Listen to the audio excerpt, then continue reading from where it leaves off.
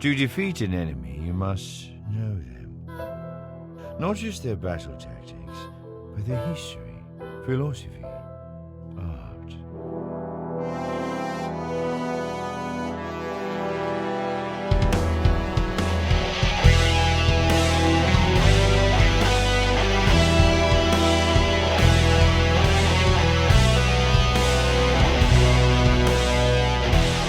Welcome to the Chiss Ascendancy podcast.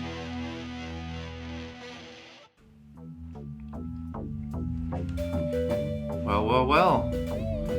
Hello, everyone. Around the world. Ladies and gentlemen, boys and girls. Grogu's and Grow guys. Hello, everyone, and welcome back to... The Chiss Ascendancy. Episode 48. And the title of this episode is The Mandalorian Season 2. The subtitle is... Hindsight's 2020. Hindsight is 2020. It's kind of a 2020 joke. It's been a crazy year, but a great year in some respects. And so we get a ton of looking at the negative all the time. It's time to look at the positive. Yeah, look at the positive. And so what we want to do is, I know this is Mandalorian overload since we just put out our review for the final episode of Season 2. It's never enough. But yeah, it's never enough. And I don't know what the freak I'm going to do for the next year. But we have some cool things, questions and segments that basically are going to look back on Season 2 as a whole. So we have done review episodes of every episode of The Mandalorian, every chapter that is. Good for us. But this is looking at the whole year of Mandalorian and just kind of doing a review, doing some soul searching of did it live up to our expectations? Is it what we thought? Is it what we predicted? The answer is yes. And just kind of what Season 1 looked like, what Season 2 looked like, what Season 3 might look like, and go from there. All right. Very good. So, first segment, was it what we thought it would be? In a lot of ways, a lot of specific ways, yes. Yeah, that was kind of my thought. Specifically, like detail-wise, yes. Mm-hmm. But you know what? I'm going to say it. I don't care that you broke your elbow. Star Wars is a game of highs and lows. And I will say that there are a lot of times that you leave a theater or a show and as a fan you think of things that you could have done to make the show or movie better or things that you wish you would have seen. And I've got to say that The Mandalorian, specifically speaking on Season 2, exceeded my expectations, which is hard to do. You know what I mean? And I think that's the reason why, you grow up with Star Wars, you have the original trilogy, right? And you think the prequels are going to feel that way, and they just didn't, And then people our age grew up with the prequels, and that's the gold mine. And are the sequels going to feel like how we feel Star Wars feels? And they just didn't. Yeah. And not that they were, bad, but it just felt different, And so, it's kind of like you have your best friend, and then you have your second best friend. And you still like this other person, but it's just not the same. And that's kind of how it's felt.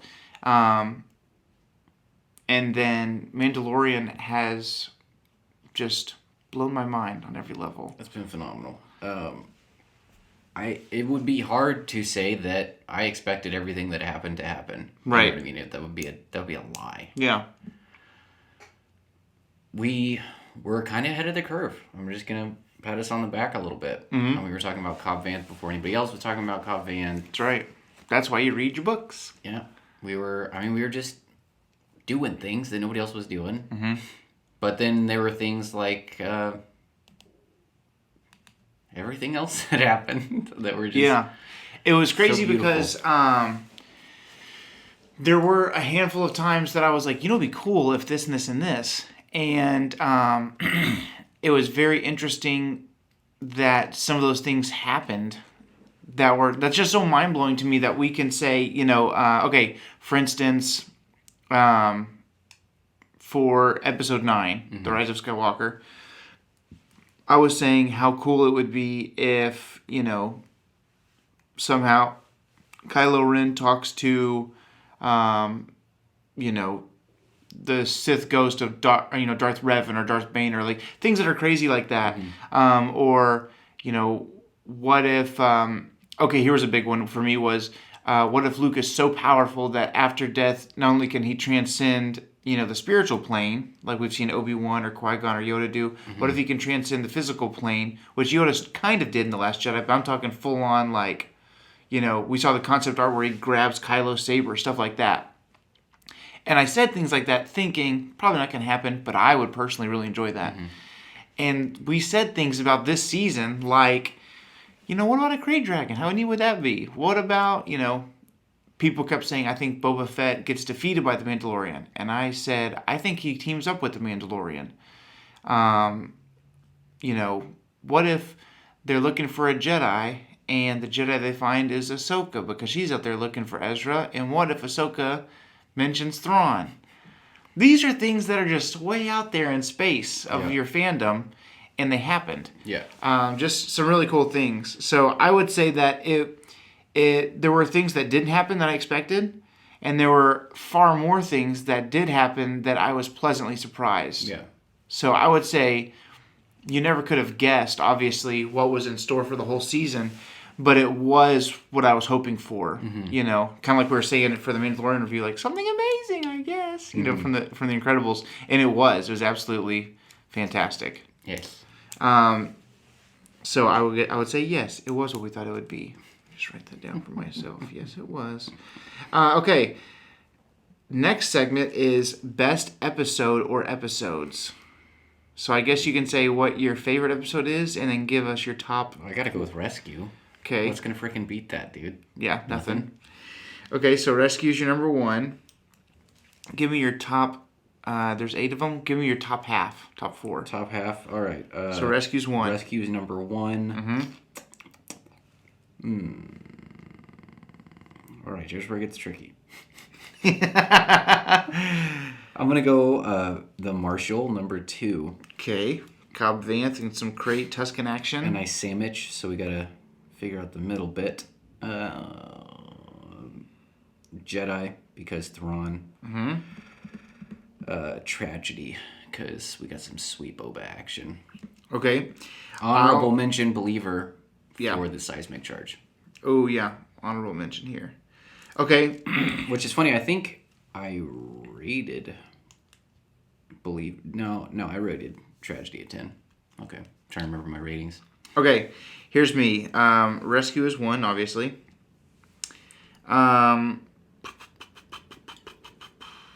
2 for me is Tragedy. Obviously, Boba Fett, my favorite all-time character. Seeing him, just hearing him talk, hearing the, the fact that Boba Fett used the word forebears was just super cool. Like the way he didn't have any hair, like the way he breathed. Anything and everything he did. I mean, we saw him clubbing people to death with a freaking gaffy stick. It was cool, man. It was cool. I've been waiting my entire life for that. Okay, 1, 2 Tragedy. I'll say 3 Marshal and 4 Jedi. Okay. I'm not the biggest Ahsoka fan. I do like her. It's not that I don't like her, but I'm not like, oh, she's my favorite, Yeah. She's not in my top favorite, like 5 or 7 Jedi. Jedi was in my top half. 4th Ron, and also because we got the child's name. That was very very important, and his backstory. And the Beskar spear. So those are all very important things. The Marshal for me was above Jedi just because Tuskens were on my brain at the time, and Krayt Dragon. It was cool, man. I've Freaking cool Krayt Dragon. Life to see that. I've been Googling pictures of a Krayt Dragon since for years. I was freaking like 8 years old. They're very inconsistent, but now we know. Now we know. And Cobb Vanth, that was when we know for sure Boba's on the scene. We get the Krayt Pearl, which they say can be condensed into a kyber crystal, so that'll be freaking raw. What? Yeah. What if Who said that? I've been waiting all season to do that. Legends materials. Looking forward to this. Yeah, the core, the center of a Krayt Dragon Pearl can be used as a Kyber Crystal replacement. Is that crazy or what? Just something I read. Not that it's canon, but pretty cool. Okay. You know what? Something that I realized. This is off topic. But Okay, I'm go thinking ahead. about it. I was listening to Heir to the Empire yesterday. Yeah. And there was a little bit of that story that was taken and used in Solo. Oh, really? So they talked about the last Kessel run that they had made, and then after that was the Sabacc game where Lando lost the Millennium Falcon to Han. Oh, they said that in the book? Mm-hmm. Oh, that's pretty cool. Mm-hmm. There was something else that was important, and I think they did it in Mando, and I can't remember what it is now. Interesting. But I just think it's cool that there's some things that are being pulled from the outside world. Yeah, that is cool. Okay. So best episodes. We obviously both agree the Rescue's the best. I want to talk about something for a little bit. Rescue's the best Q. I did. There's a guy on Instagram that I'm friends with that posted that he had mixed emotions about the Rescue because he felt like the integrity of the Mandalorian as a show was sacrificed or felt a little sacrificed for fan service. It's Monday by the time this comes out, so to see Luke on screen. What do you think about that? And do you have a problem with fan service? Can there be too much fan service? Serve me. When it comes to things I want in Star Wars, I'm like freaking hedonism bot from Futurama. I'm just like a chaise lounge chair with legs, feeding myself grapes. My teeth are stained purple. I want more. That's funny. I guess there is, I don't know. The initial reaction that I feel, I think, is anger. The most important thing as far as okay, so like for instance, I've had friends who left the theater having seen Rise of Skywalker and loved it and was like, man, definitely my top 3, something like that. Mm-hmm. And then they get on dadgum YouTube and listen to everybody poop on it. And they're like, yeah, it is pretty bad, really fast paced, this, and this. To me, it's like, why would you let someone ruin Star Wars for you? Mm. And not that this guy that's talking about the Rescue feels that way, but I do think there are a lot of people that, I don't know, maybe they dig the feeling of... Here's the thing, though. Maybe they feel superior because they're, in their mind, they can think of a better story, I guess. I don't understand. I don't want to assume their intentions, but from episode 8, chapter 8, we've known that the ultimate driving quest for season 2 was going to be finding the child's kind. Mm-hmm. Right? Yeah. Never in my wildest dreams did I think it would be Luke. Right. Just because it seemed too perfect. You know what I mean? But what's more vulnerable than a peach? You know what I mean? Yeah. It was the perfect move because it's Luke. You know what I mean? We already know that Luke from the Kylo Ren comic series is reestablishing the Jedi Order to some extent. We know that he's on the hunt. We know that he's the most Force-aware person in the galaxy at the time. If anybody's going to answer the call, it's going to be him. You know what I mean? He's the most in-the-know person in the galaxy at this time. Yeah, it's very true. If anybody could... If the radio is going and it's like a weak signal, the person who has the strongest receiver is Luke Skywalker. It's going to be freaking Luke Skywalker. Yeah. Also, who at this time, I guess... I still would have liked to have seen Quinlan Vos. I still would have liked to have seen Kukruk. I would have lost my mind for either of those. Mm-hmm. It's kind of hard because those two characters are not touched on at all at this era to set up that grand entrance like we had for Luke. Yeah. You see one X-Wing fly in, you know what the frick is going down. Yeah. Still, would have lost my mind if I saw Vos or Kukruk. I thought that those were great candidates. Still not upset about it. Yeah. You know what I mean? I think it's interesting because, this guy that I know on Instagram, he also writes. Mm-hmm. And so he was thinking, the coolest thing about The Mandalorian going in is that it was its own thing. Right. It has lost its... And I get that. But here's at the same time, seeing like countless myself, you, friends that we know, people online, just seeing like people who are like my friend Caleb, who loves Star Wars. He's a Star Wars fan, but he's not like diehard, you know. And he was texting a group chat that I'm in. He was like, "Yep." So I cried. You know, Luke being there, I think, opened up the emotional door for when he really. I guess when you see Luke, you're like, he's for sure gonna go.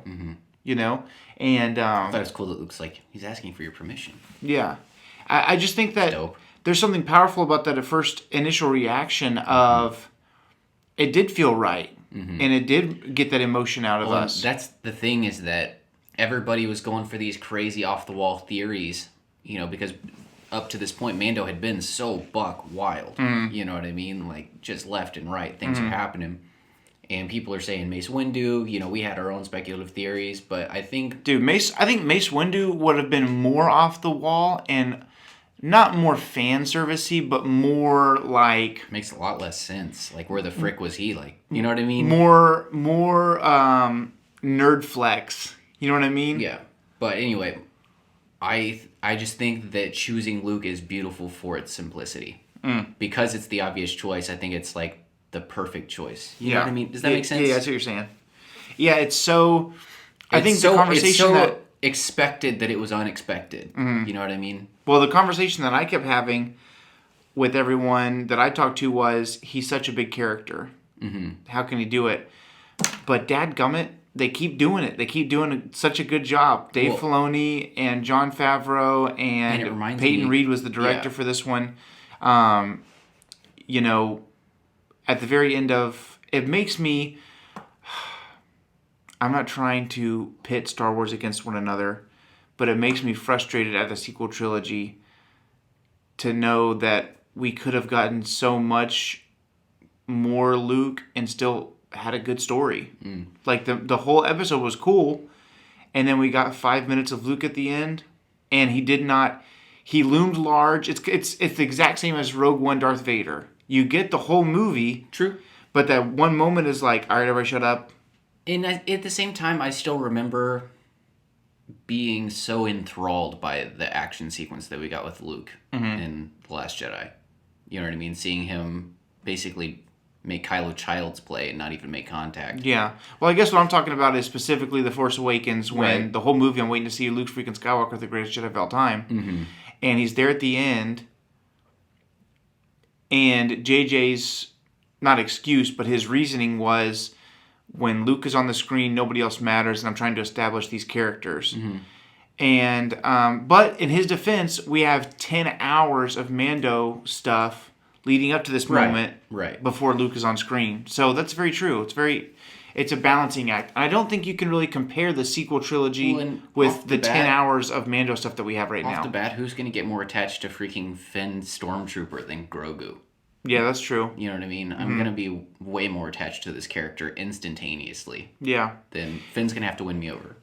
Well, yeah, the Mandalorian got to piggyback off of 40 years of Boba Fett. You know what I mean? Not that he needs to be Boba Fett, but he's the Mandalorian. And whether you want to say Boba Fett is or not or whatever, that's the character that we've identified Mandalorians by for the last 40 years.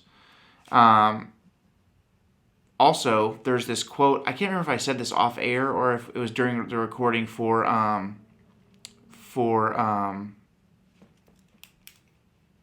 the Mando review. Sorry, I had a brain fart. But if you guys haven't seen this movie, it's a great movie. It is animated, but it's fantastic. It's called Prince of Egypt. And it's the story of the Exodus of the Hebrews leaving their bondage in Egypt. It's the story of Moses and all them. And there's the moment where Moses kills a man, and he's being, he's exiling himself, which is a little off the beaten path of the true story, but it's no big deal. So he's leaving, right? And Ramses wants him to stick around. And Ramses has just recently become Pharaoh. And he says, I am Egypt, the morning and the evening star. If I say day is night, it shall be written. And you will be who I say you are. I say you are innocent. Basically giving Moses the out. Don't leave. I love you. I'm your brother. Whatever I say goes around here. So if I say you're innocent, it doesn't matter what you've done. Din Djarin holds the Darksaber at this moment in time. and he says that Boba Fett is a Mandalorian, the son of a foundling. So I could give 2 craps what Bo-Katan says, or if she dies in a fire. And that's how I feel. What happened to the Mando? Oh, yeah, I don't know. He just kind of dropped off. Maybe he was sick of their bull crap. Sick of Bo-Katan and that wrestler girl being in a freaking bad mood all the time. He did seem to have the best sense of humor. Yeah.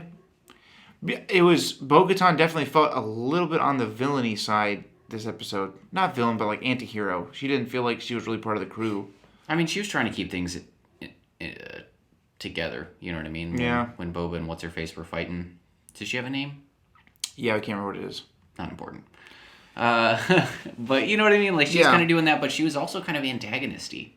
Well, it's just like, you just, you know, you had to beg the Republic to come help you save Mandalore, and then you're going to make fun of clones? Which, first of all, that's like a good way to get on a ton of people's bad side, is to talk crap about the clones. And then secondly, you lost the Mandalore again to Gideon. So it's not like she's exactly on a hot streak and she got cheated out of it. Yeah. Okay, so back on track. 3rd segment, rate the season 1 to 10. 10. Done. Same. I loved it. Super easy segment. Next segment. Okay, so this is the one that's kind of fun. Okay, so here's what I wanted to do. Comparing seasons 1 and 2. Okay? Are we going to go like 1-to-1, or are we going to try to find their equal? Which one would you rather do? I was thinking 1-to-1, but we can try to do both. I'm good with either. It'll be harder to do the other, but Well, we can do the 1-to-1, 2-to-2 super fast, and if we want to, get into another one. Okay? So from season 1, you have the premiere episode, The Mandalorian. Mm-hmm. It's when we meet Din Djarin. Mm-hmm. We meet IG-11's character. Yeah, like there in the end. The Kuil, right there, towards the middle. And then the end of the episode is the big Grogu reveal. Mm-hmm. Okay? Season 2, the first episode is The Marshal. Cobb Vanth, Tusken Raiders, Krayt Dragon. Boba Fett's armor is back. Which one is better? The Mandalorian or the Marshal? They're both so special to me. I owe everything to the Mandalorian, but also I like what the Marshal did for me. Right? I think I'm going to go Marshal. Because if I had to pick my top half for season 1, I don't think that the premiere is going to make it. I don't think the pilot's going to make it. But here we have the Marshal, and that's like my top 2. I see what you're saying. Okay. So you're going to say season 2 on that one? Mm-hmm. I'm going to say season 1. Okay. You're wrong, but that's fine. I agree with everything you say, but I also feel like we forget how big the Baby Yoda reveal was. I'm thinking about that specifically as what's hard to make the difference. Yeah. You know what I mean? Yeah.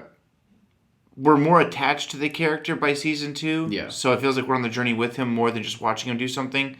But giant space walrus, the Kubas with the little flute calling. Playing Legend of Zelda out there on the ice. Yeah, that was really cool. Seeing that first fight scene where he lassos the guy in and cuts him in half. Cool one-liner. It set the Western tone. Yeah, definitely. But the Marshal is fantastic. Also set the Western tone. I think that even more so. At the end of the day, I'll like the Marshal more. But I feel like I owe so much to the first one, kind of like what you're saying. Okay. Episode 2, season 1 is The Child. This is when the Razor Crest is ransacked and he needs Kuil's help to put it back together. It's the Suka episode, Mudhorn episode. Mm-hmm. And then season 2, episode 2 is The Passenger. I'm going to go season 1 real hard on that. Same here. All right. Okay, I know where we're going with this one. Episode 3, The Sin. This is where Din Djarin sells Grogu to the client and goes back on it, retrieves the baby, and then on the way out, Grief Karga and his crew are trying to take the child, and the Mandalorians from the local covert come out, and the Mandos come in full force to rescue. I think season 1, episode 3 might be my favorite episode of season 1. Okay. So I'm going to go season 1. Okay. Season 2 was the Heiress, the big Bo-Katan reveal. Oh, yeah, I forgot you even hadn't said it. And I was already weighing it in my mind. Yeah. She said one of the bigger reveals was Bo-Katan was there, but at the end she said, there. If you go to this moon, then you'll find a Jedi named Ahsoka Tano. She can help you. Yeah, that was a big deal. But the Sin was better. Yeah. In my opinion as well. Season 1 is actually doing pretty good so far. It's alright, it's going to pull ahead here in a minute. All right. Okay. Episode 4 of season 1 is Sanctuary. It's where we go to that forest planet. It's we have the Klatooinian Raiders and the cool ATST with red eyes. We meet Cara Dune, and she has that cool wrestling match where she's like tasered to the other guy. That's not yet. Oh, you're right. He has to go back. Yep. Okay. Okay, so the little shrimp farm, and you have the lady that has the hots for Mando and tries to take his helmet off. And basically, as far as shrimp farming widows goes, she's she's up there, pretty high on the list. Yeah. This was the moment where also crack shot. Din Djarin was about to leave Grogu, but decided not to when there was a bounty hunter that still found. Yeah, I guess he still had the tracker inside of him, and then he leaves.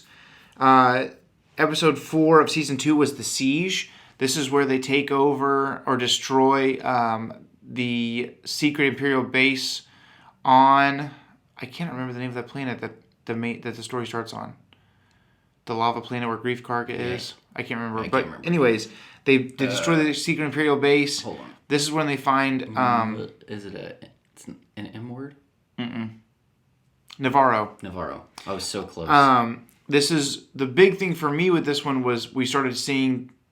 the roots of the First Order. Yes. Snoke Vats. Yes.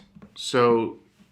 I'm going to go season 2 on this one. Okay. I liked them laying the groundwork. It introduced a new level of importance for Grogu. We had suspicions, but we hadn't had confirmation. M-Count, Dr. Pershing, Moff Gideon survived. The reprisal of this guy.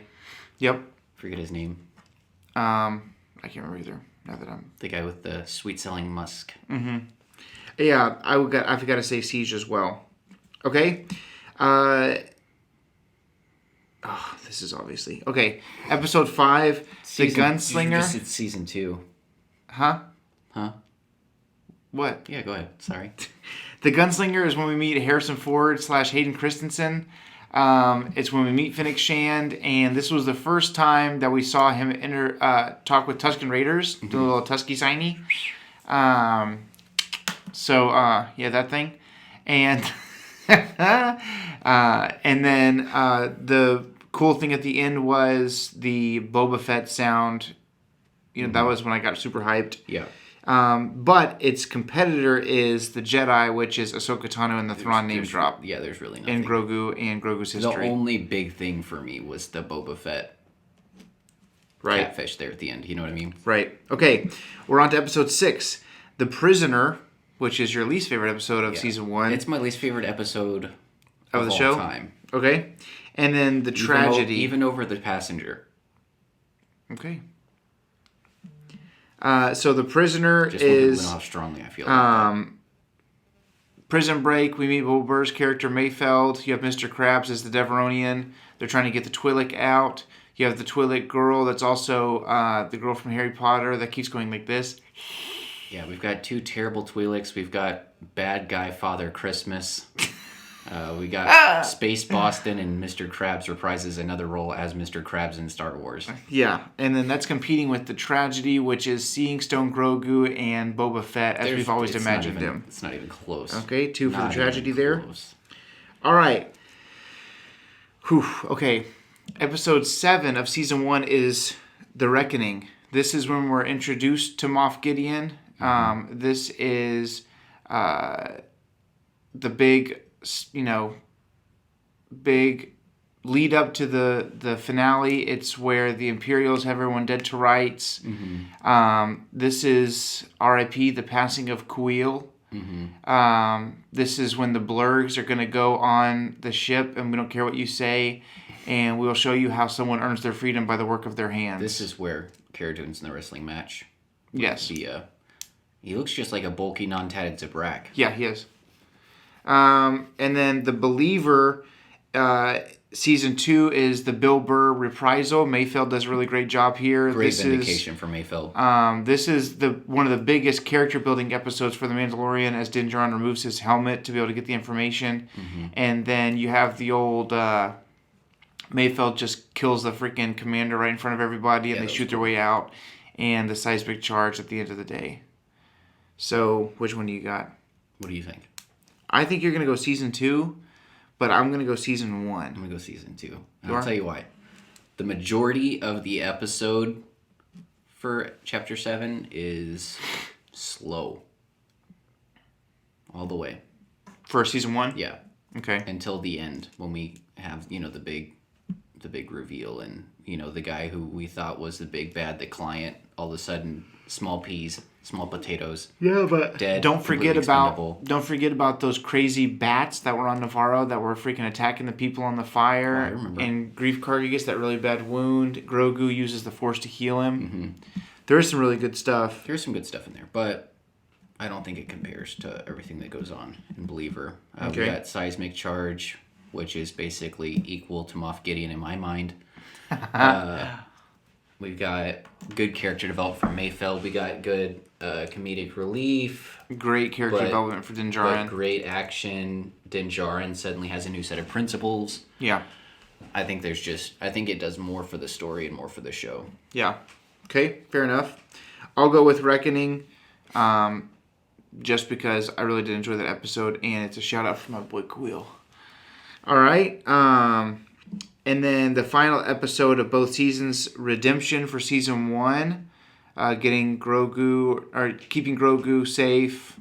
This is when we first have the Mandalorian's face revealed. IG-11 sacrifices himself for everyone versus the Rescue. Obviously, both of us are going to vote for Rescue on this one. Yeah, but I don't want our obvious answer here to downplay detract from how great the comparison is here.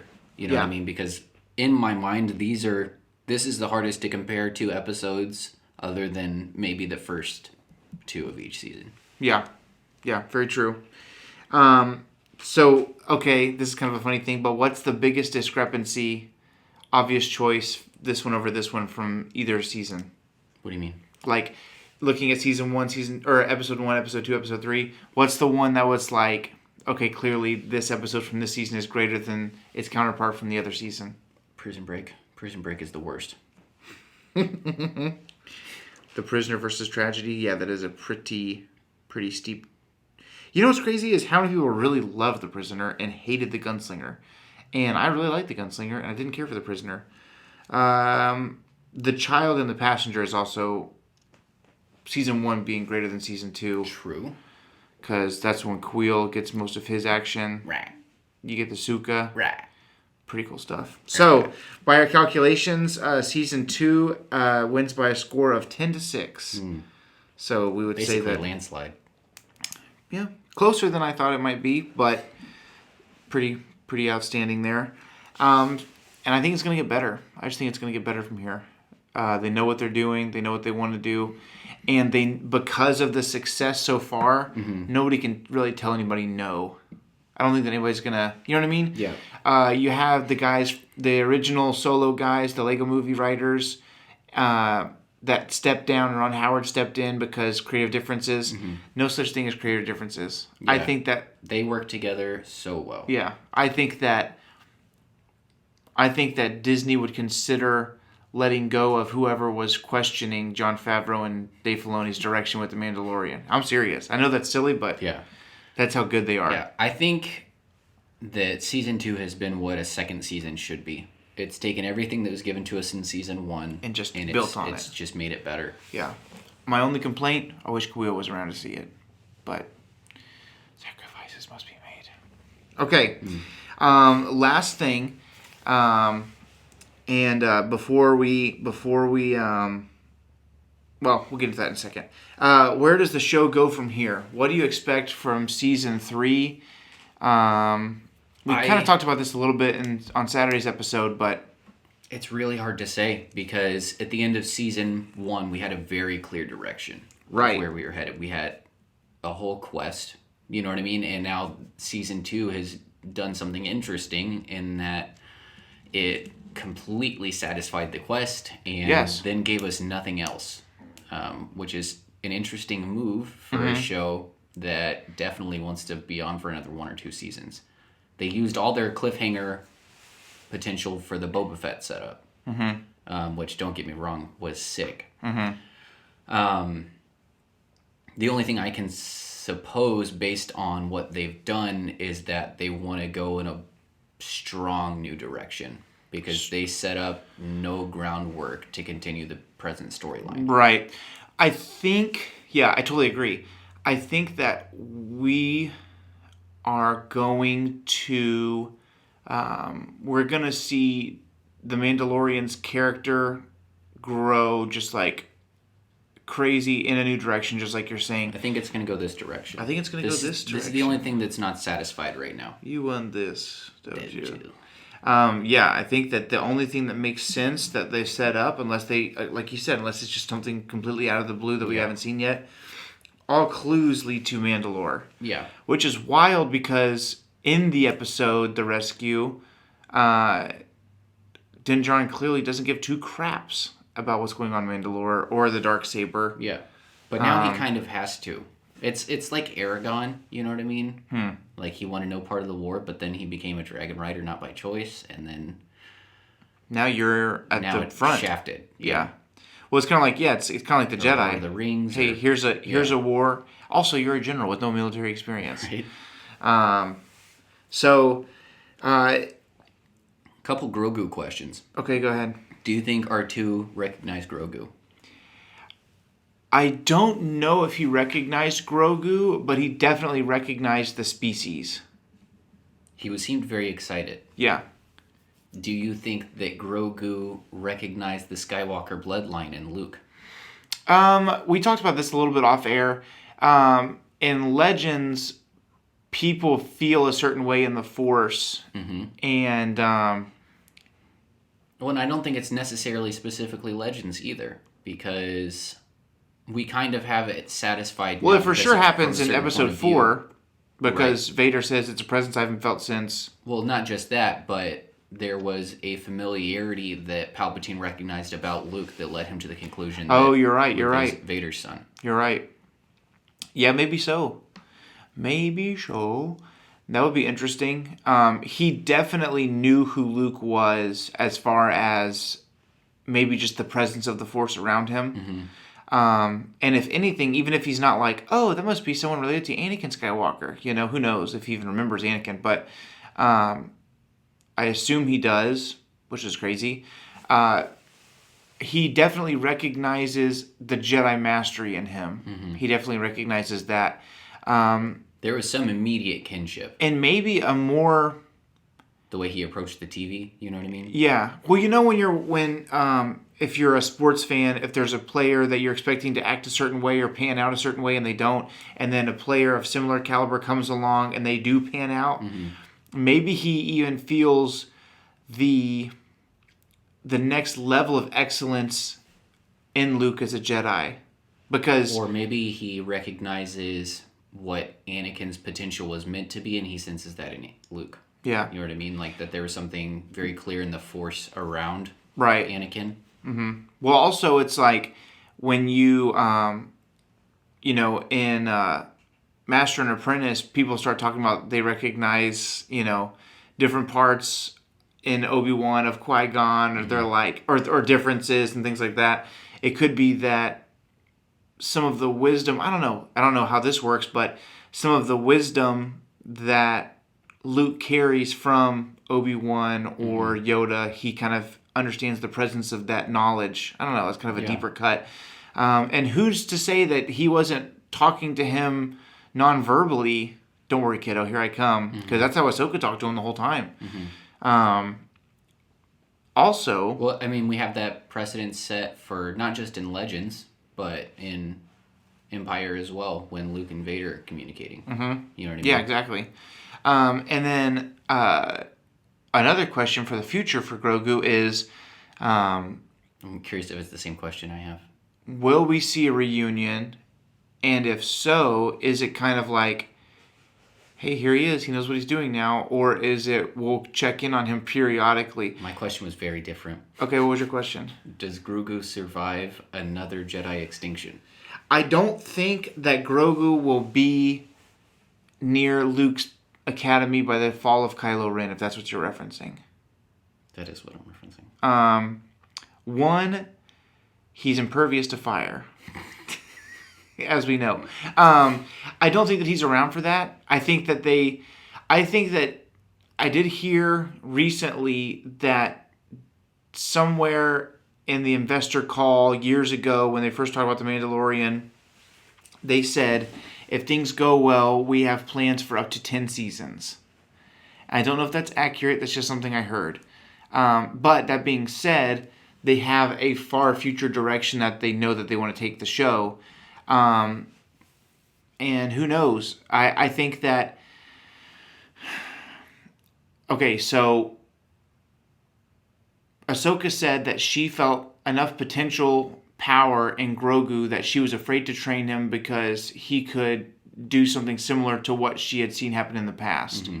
So he's not just an average Force user. His midi-chlorian count must be through the roof. And what's interesting is that we're going to have the kind of Luke that everybody expected in training Kylo, training Grogu, because he's probably also going to sense those problems. But here's Luke, pretty fresh on the coattails of redeeming Vader. Mm-hmm. You know what I mean? So...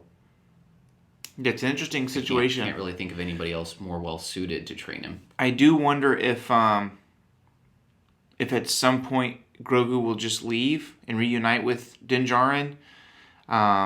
It'll be I don't know. Also interesting to see how much more quickly he maybe matures physically and intellectually now that his Force training is going to be boosted. Yeah, I've been wondering that as well because I feel like Ahsoka, the way that she talked about it was very... he knows a lot more than he lets on, but it's his mental muscles or his Force connection have atrophied because he's been hiding them on purpose. Mm-hmm. So being around Force users, it's kind of like another sports analogy, but if you haven't played in a while and you play around people who aren't that good, whatever sport it is, it takes a while, but eventually you play better when you play around better people. Mm-hmm. And so maybe him being around Force users and being around people who are seeking out growth in their relationship to the Force will help him. Well, in another Aragon analogy, okay. The dragon's egg will stay dormant until it senses the presence of its rider. Right. You know what I mean? And we know so little about the species that Grogu is that it's possible that their physical and mental development is strictly tied to their Force powers development. That maybe he grows up and matures more quickly because his attachment to the Force is becoming stronger. That is interesting. That it would nourish it. Well, I mean, you think about it, on the dark side of things, the Sith forcing, no pun intended, the Force to act a certain way and bending it to their will definitely has an adverse effect on their body. So it could be, I mean, okay, we only know of 3 characters that are this species, and it's Yoda, Yaddle, and Grogu. 2 of which were on the Jedi High Council. Yeah, and Grogu obviously has a very high midichlorian count and is very strong in the Force. So it seems that they have a strong connection to the Force as a species, it looks like. So who knows? Almost like a light side Zabrak. Right. But what's really cool is, when you're reading a book, the way that an author is able to make the book last 300 or 400 or 500 pages is that you send your main quests over here, but eventually there's going to be this over here and this over here. I'm very curious to know if we're going to periodically check in on Grogu. Periodically, the Mandalorian gets to see him. The thing is, the Jedi, the way that they are operating now, is not like in the past. Really know. We don't know if it's full removal. Yeah, it's kind of... I imagine it's going to be like boarding school. Well, it feels like there's... You know what I mean? Yeah, in the past, like it kind of felt like, hey, so, it's your duty to send this child to the academy because of their potential. But Luke straight up says he wants your permission. And if the Mandalorian said, not happening. Well, and the other thing is that he's kind of still in his infancy, but he's also 50-something years old. So, arguably the oldest Jedi to ever be trained. You know what I mean? That's funny. Yeah. That's weird. It's an interesting situation. The road's wide open. Well, and we've spent a lot of time talking about Grogu moving forward, but I think he's going to be a very small part of Season 3. Yeah, I think so too. And episode 7 of this season showed that the show can be fantastic and it doesn't need him to be there all the time. You know? Right. And arguably, episode 6 was that way as well. Like, you had Grogu on the Seeing Stone, but all the action was with Boba Fett and the Mandalorian and Fennec. Like with episode 7, it's going to, or I guess really chapter 15, it's going to be interesting seeing the marks that Grogu left on Mando without him being present.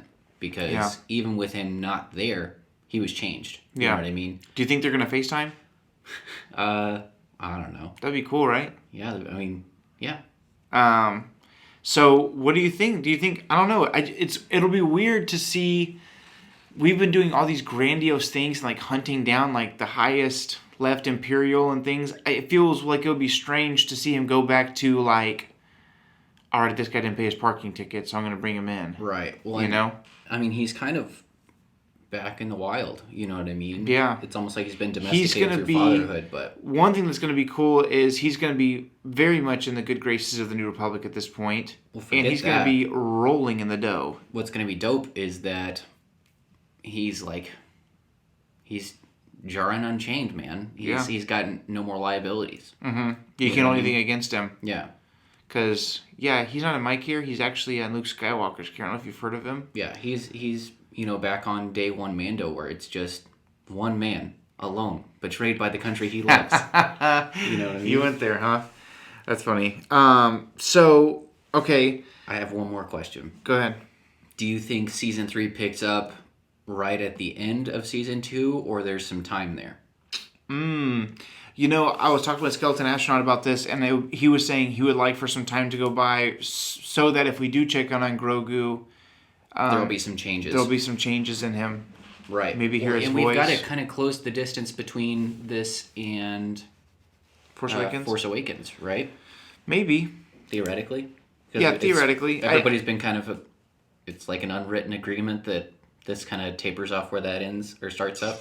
Well, I don't think that it needs to go all the way up to that story. What I heard before the show started is that we would definitely see the beginnings of the First Order.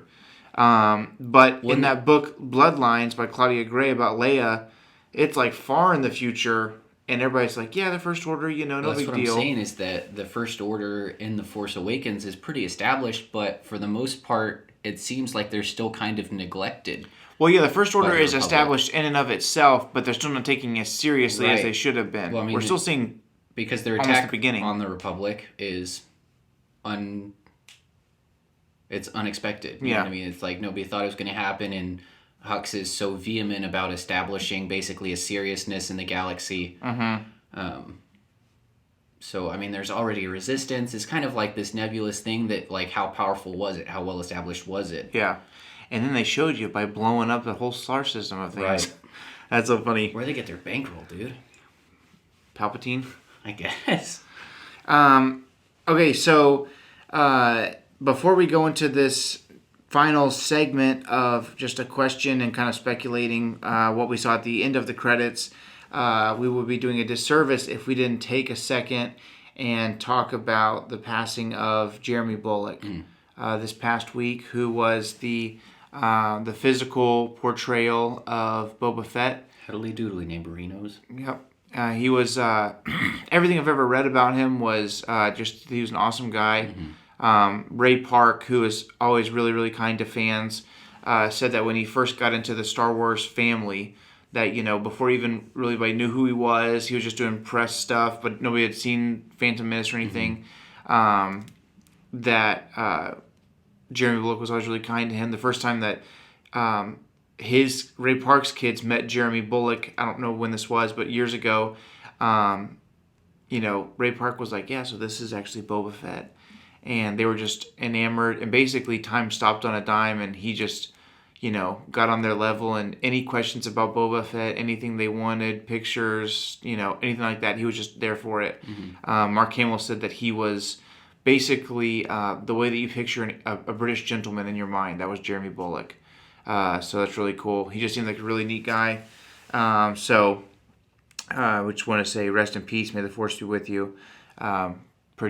Just a sad. It's kind of sad. I saw a graphic or a drawing or something, and it was R2D2 and Leia and Chewie and Vader and Boba. Force ghosts. And they're all like, hanging out together. It's just crazy. Like I don't know. It's gonna be a really, really rough day when Han or Luke or George goes. But time goes on. I mean, these guys were all. George will never die. I hope not, man. These guys were all adults, you know, in their 30s and 40s whenever this, really took off. 40, coming up on 45 years ago in 2022. So, it makes sense, but you still hate to see it happen. It's the characters and the stories are so timeless that you forget that, we're all living in Star Wars Narnia and people are aging in the real world outside of the wardrobe, But we just appreciate his contribution to Star Wars and what we're doing right now, discussing The Mandalorian, would never have been a thing had it not been for him portraying Boba Fett in such a cool way. You know what I mean? Like, just the way that he carried himself. I saw a little tribute video, and there's some behind-the-scenes pictures and footage. And, between takes, he's, like, slouching like this, and he just doesn't look Boba Fett at all. It's almost like how you see Boba Fett in Robot Chicken, and he's like, hey, like, it just doesn't look like Boba Fett. And it just showed how great and professional he was at, okay, the cameras are turning on in 3, 2, and it's like, this is the Boba Fett persona. And that persona and the costume really created just a love and a fan favorite character that is just on a whole nother level. It's Phasma was there for a split second, and then we saw the movie, and it just didn't carry out. Boba Fett, for the longest time, people were like, so what is cool about Boba Fett? And you just had to say, oh, he just is what he is, man. He is who he is. And so he created that character with his acting, and because of that, we got, Jango Fett was revisited, and Boba Fett was in the Clone Wars, and really the Mandalorian being a big deal was because Jon Favreau loved his Boba Fett toy when he was a kid. So just a crazy coincidence that all these years later we're building on kind of his foundation a little bit. Most def.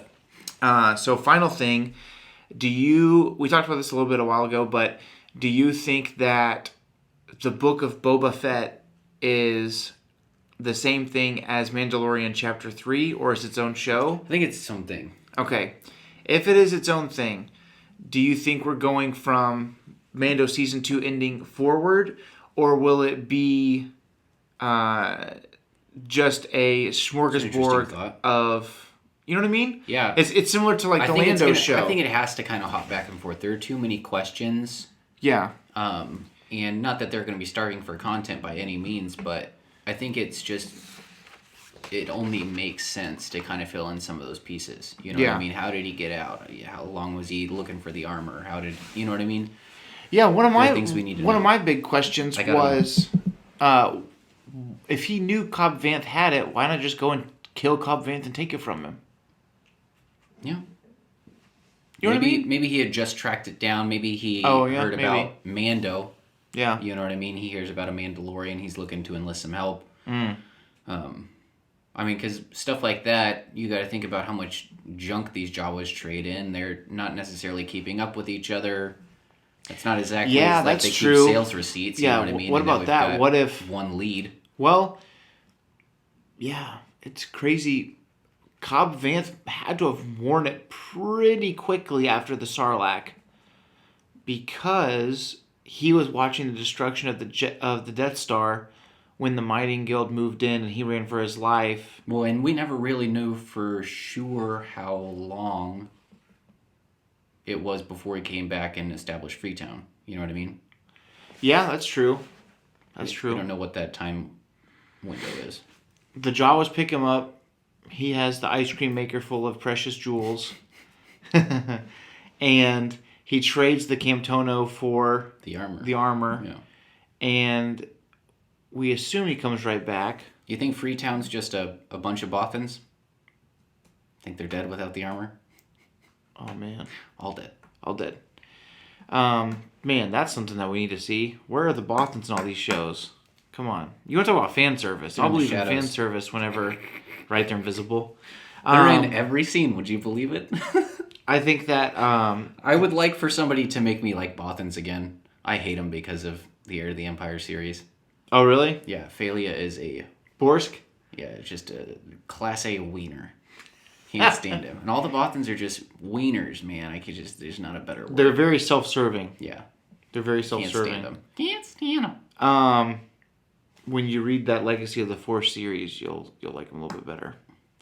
I don't know. You got to do like what, 8 nice things to undo one mean thing? I think it's like 11. Yeah. So, Book of Boba Fett, I would love for it to... I assume it's the story of how he got out of the Sarlacc and from there. But I really would like to go a little bit further back. Well, it's stupid for them to set up him now being the king of Tatooine and not talking about it. You know what I mean? Yeah. I would like just both. I'd like a whole... What do you think about maybe it kind of picks up where the old Boba Fett story was, and now he's setting up like a competitor's bounty hunting guild? Maybe. That would be cool. That would be cool. Bounty Hunter Wars. You got freaking now probably, easily top 3 bounty hunters. It would be Finnick, Mando, and Boba, and 2 of them are in that hut. Yeah. No pun intended. Yeah. I think... Pun intended, though. I think that they made it look like the Book of Boba would be... I don't know. They established him as the crime boss that took over Jabba's palace, but that might have just been the story goes on, but we could go backward in time. Here's rumor the thing, was... Though, now we've got a powerful crime boss with a moral compass. What does that look like? Yeah. Because he's still kind of good to his word, you know what I mean? Well, I think he's good to his word as long as it gets him where he wants to go. He didn't want to go wherever Mando was going, but he gave him a promise, and he said, we would ensure the child's well-being. Right. What I'm saying is... he made that deal, and he was good to it. He made the deal because it served him, but he was still good to it even when it wasn't. Right. I'm just saying, yeah, it is interesting, but I'm sure, it's kind of like, mob bosses, freaking Al Capone and stuff, like, even though he was crazy and he beat you to death with a baseball bat, it's kind of like The Godfather. It's like, hey, on the day of my daughter's wedding, ask me a favor and I'll grant it to you. Like, there's always the good bosses that last a while, there is some type of a code. And even though to me and you doesn't look like, it makes sense, it does to them. I don't know. Jabba was around for quite a while. Yeah. He was a grade A sleemo. Yeah, he was, but... Jabba had no moral compass. The Hutts are the Hutts. They're just a different breed. Yeah, but that kind of like, you know what I mean? Goes in the face. They were for perhaps maybe the longest ever standing. Well, what I'm saying is, I think Republic. I think Boba can be the Boba we saw in Season 2 and still be very successful. Because his goal is still whatever serves me the most. And I guarantee you when he showed up to get that armor from Mandalorian, he didn't think... I'll give you my word, and then 4 dark troopers will descend from the sky. It'd probably be, hey, we'll grant you safe passage off this planet or whatever. I don't think he was thinking he was making a deal for as big of the deal as it became. Yeah, but the main fact is that even when he got more than he bargained for, he stuck around. Yeah. Did you ever think that was outside of his character? He's a bounty hunter, you know what I mean? So it's... Yeah. I do think that... I don't think Jango would have stuck around. Oh, I think so. I think if they are going to unpack a little bit, and if the words that we saw were correct on his chain code, and Jango was a foundling raised by Jaster Muriel, he had some kind of a code. Yeah. Well, I guess one could argue that he stuck around in Battle of Geonosis, but yeah, where else are you going to go? Well, I think that in Legends, it kind of became that as well. I think it's maybe because it was for the armor. Like, it was his father's and he wanted it. It was kind of like doing the right thing because it was a bigger deal. I don't know. It didn't strike me like that. But, I don't know. It didn't strike me as an exception. It seemed more like the rule. You know what I mean? Yeah. I hope so. I like the way that he was. He was still ruthless, and he still didn't give a crap. I think it's cool. It'll just be interesting to explore a crime syndicate with. How do you keep a leg up on the competition when your competition doesn't give a crap? Right. Just by being the baddest.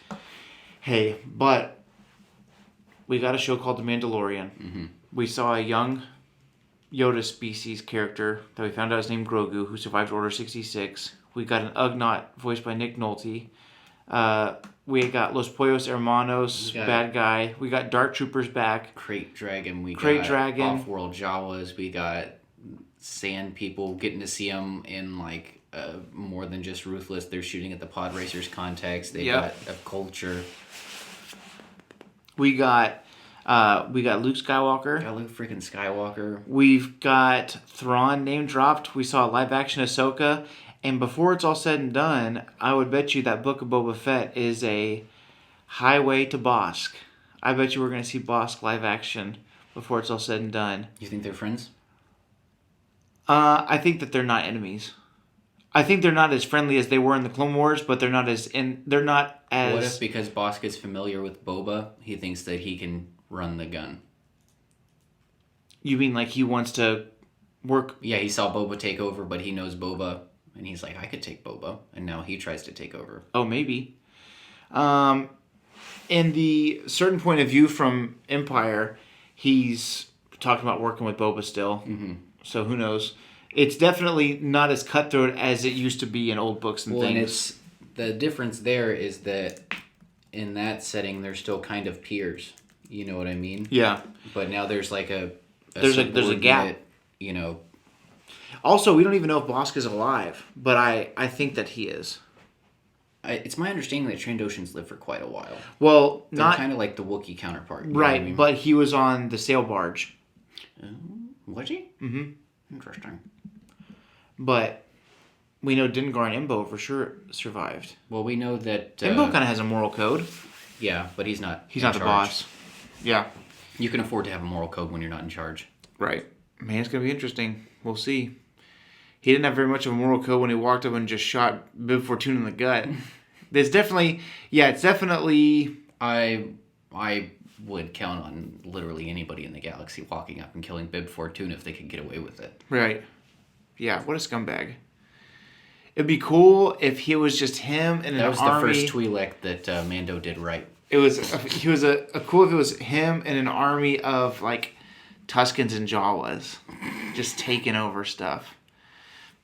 Also, you would think that he would just want to pick up shop and move somewhere else. I would not want to live on Tatooine, especially if I got killed by a Sarlacc. I think it has more to do with the fact that that's kind of where he was made. You know what I mean? Maybe. I don't know. People kind of have an attachment to that sort of thing. Yeah. Who knows? I did see a funny thing that said if Din wasn't in such a hurry to get a sigil, he could have had a crate dragon instead. That's pretty funny. You can have this furry rhino, or you can have a dragon. Both of them are cool, though. Get 2 signets. Yeah, what if he just chooses his own? Because he's already broken the code, basically.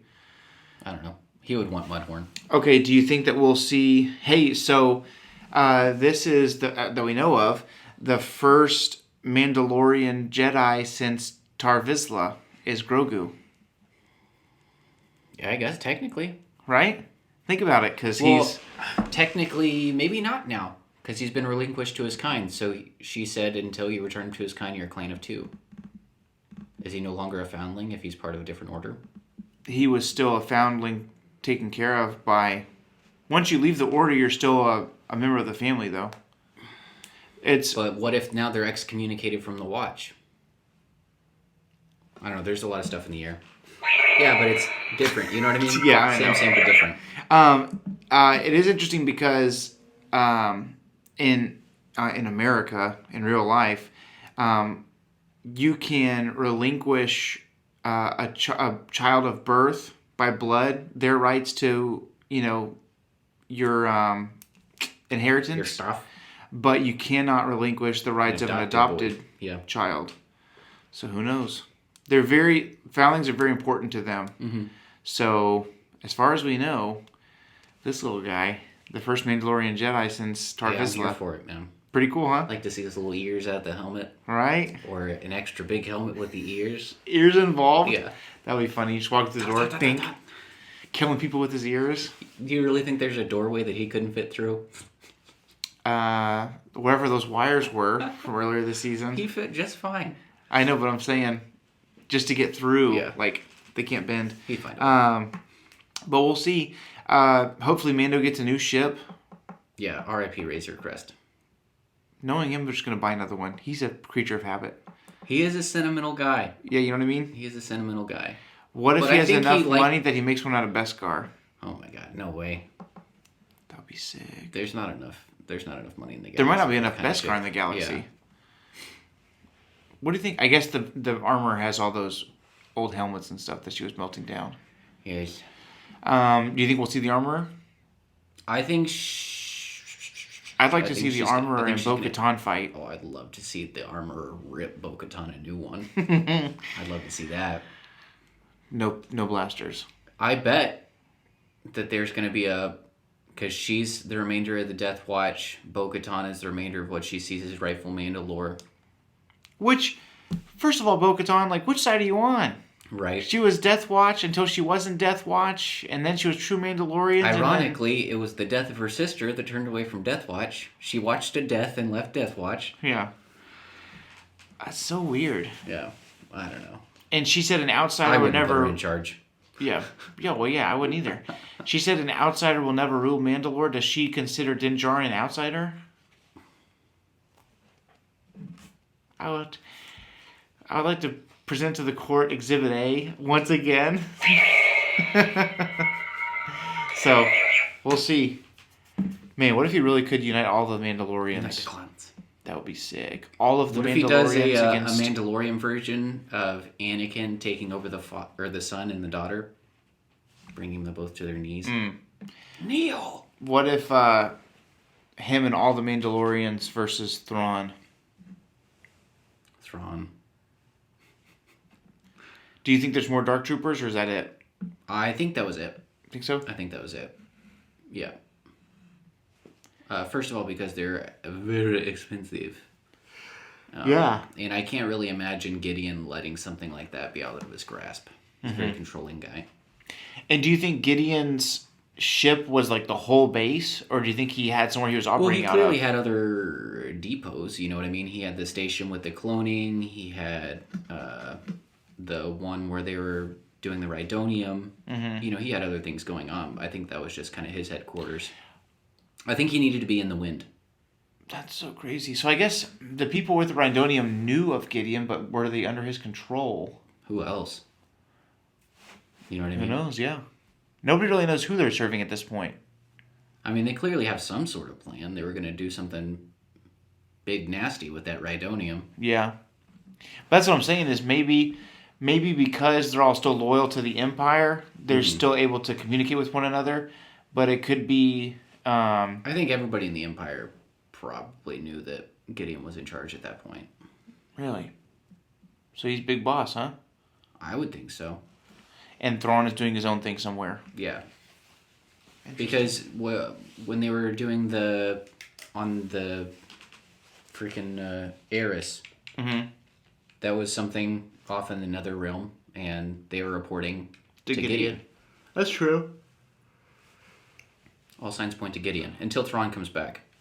Do you think Gideon will escape? He's a pretty slippery guy, but I think maybe the Republic wants him too bad to let that happen. Yeah. Man. Especially with Luke kind of still involved. You know what I mean? He does have that X-Wing. So... I imagine that Luke stays on the ship and helps him take it into New Republic. No. That's why he got in the elevator already. Did he? He already... Remember? Oh. That was like the last thing he got in the elevator, and the door closes. Oh, he doesn't care.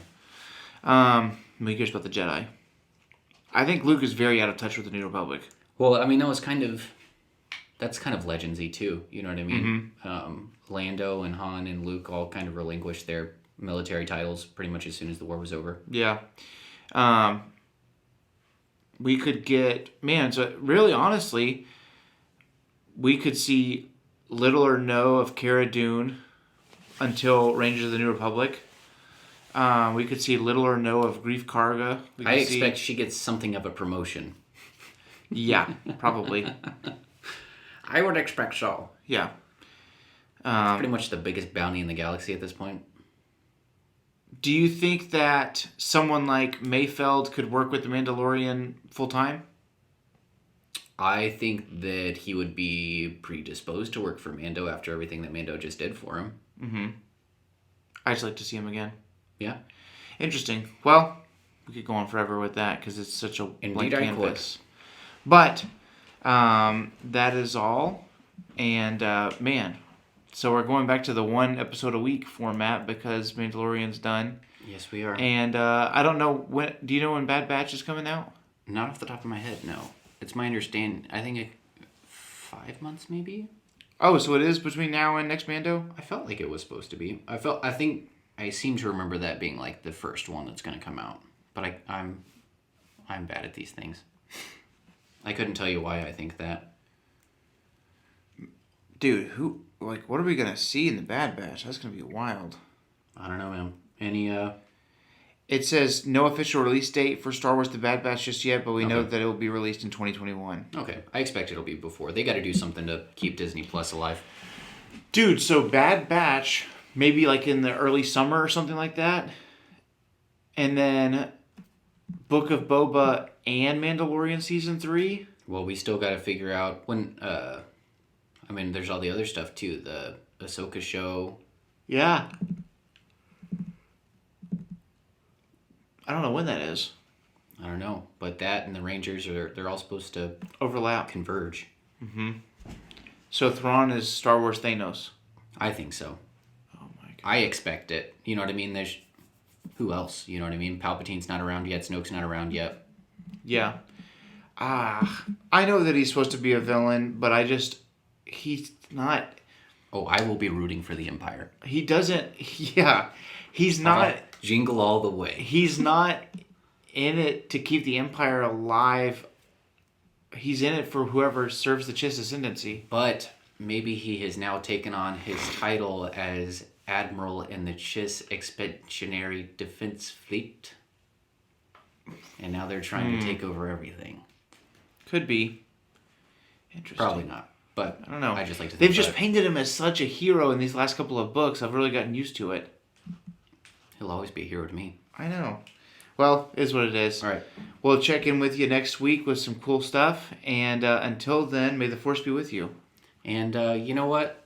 I have my sign off, but I'm gonna give the Zuga one proper send off. One more for the end of season 2, because we're probably gonna find another one by the time season 3 rolls around. That's true. All right. So one more time for the Zukas. Here we go. R.I.P. Zuka.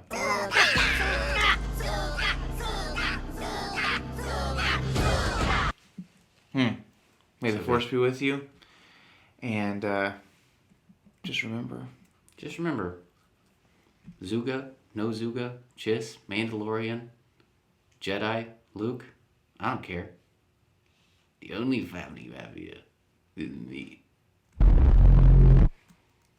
Still the big boss at the end of the day. Still the big bad. See you next week.